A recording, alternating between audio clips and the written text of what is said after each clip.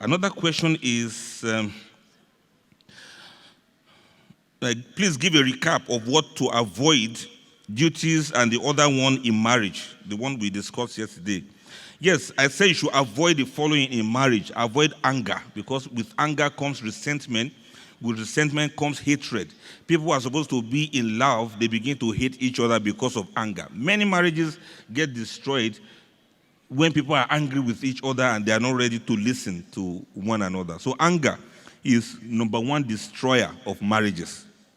Secondly, sadness. When there are too much of things that bring sadness in the marriage may go down. What is the opposite of sadness? Happiness. If you don't work hard to see how to make each other happy, then sadness will come in.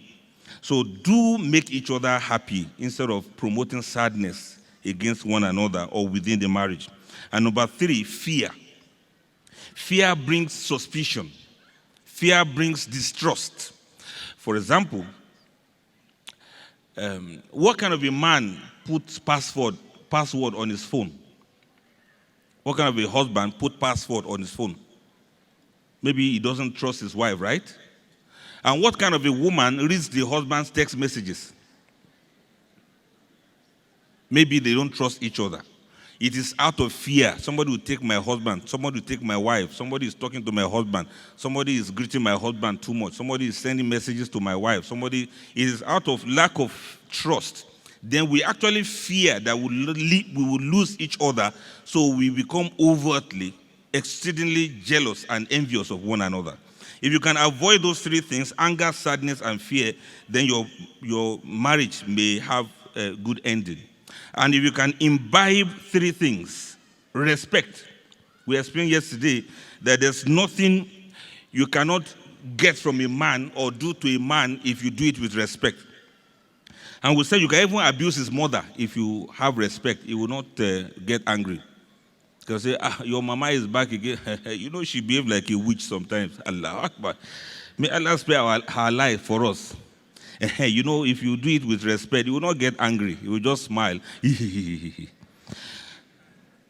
But there's no amount of care and love you show a man. If you don't show him respect, he will disregard everything you have done. If you give him the best of food, be able to cook like a dream. If you serve him food not without respect, he can even vomit that food. So if you learn how to respect a man, treat him like a king, reciprocity demands that he will treat you like a queen.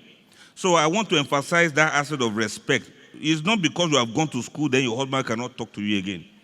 But you as a man, if they respect you, you should respect yourself. You don't shout on a woman, you don't hit a woman that is respecting you. If you do that, you are offending Allah who commanded her to respect you. So when they respect you, God, respect yourself. Then you also need obedience.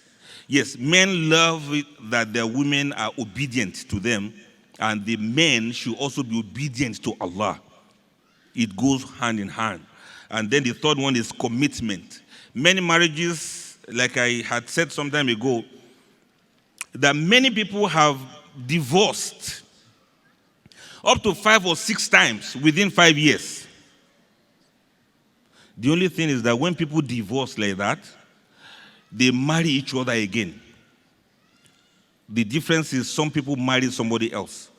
I'm just exaggerating. There are many things we do to each other that is tantamount to divorce. But because of commitment, we try to be patient. We offend each other and then we just forgive one another and move on. Some things we stomach and we endure are enough to lead to divorce. But when there's commitment, you may be able to just overlook it and let it go. How many fights make a marriage? Who knows the answer?